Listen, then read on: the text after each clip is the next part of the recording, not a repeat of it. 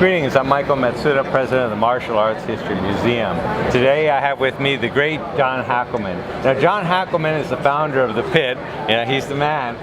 But back in the early days, back in the 70s, it was full contact karate began. And it was a mess. Nobody knew how to fight, nobody knew how to box, and along came John Hackleman. He trained people like Cecil Peoples and many others how to box, how to move, how to weave. He showed people how to input their better fighting methods into full contact karate, and hence full contact karate survived, later became kickboxing, today more like MMA. So with me is the man himself, the guy who trained everybody from Chuck Liddell to everybody you can think of, one of the coolest guys you'll ever meet, and one of the hardest hitting guys you'll ever meet, Mr. John Hackleman. Hey Thank guys, you for coming. Hey, thanks for having me. Thanks for having me.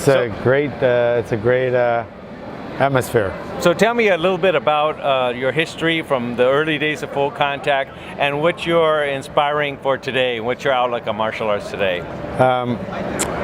My beginnings were just like so many martial artists, getting bullied.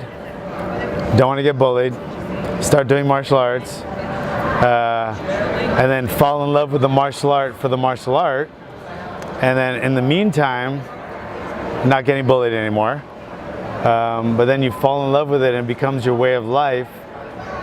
So now I think my inspiration is keep everyone safe. And when I say safe, I mean safe from getting jumped in the street, getting bullied at school, or even safe from getting sick, being healthier. And I think martial arts covers all of that. You go to the gym and do a little aerobics, do a little CrossFit, that's great, cute, but then when someone jumps you, you can't burpee your way out of it. When you do martial arts, you're not only getting great shape if you train hard, but when someone does jump you, you know how to take care of yourself. So you stay safe in all aspects of that. So that's why I think martial arts is just an unbelievable vehicle in life. So tell me a little bit about your experience when full contact started and you put in boxing and other training methodology to people like Cecil Peoples, and then how that transformed to people like Chuck Liddell in the UFC.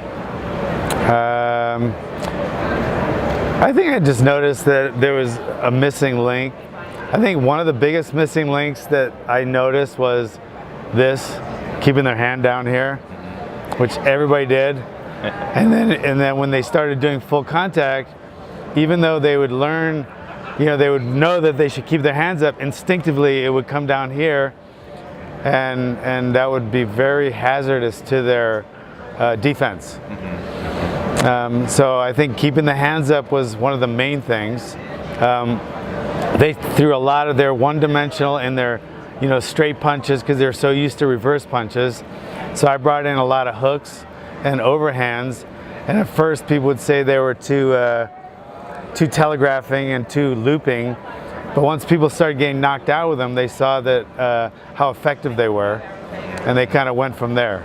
So. Oh, amazing. Wonderful, wonderful. So I want to thank John Hackleman for being with us today. Again, I'm Michael Matsuda from the Martial Arts History Museum, here with the great John Hackleman. Thank you so much, sir.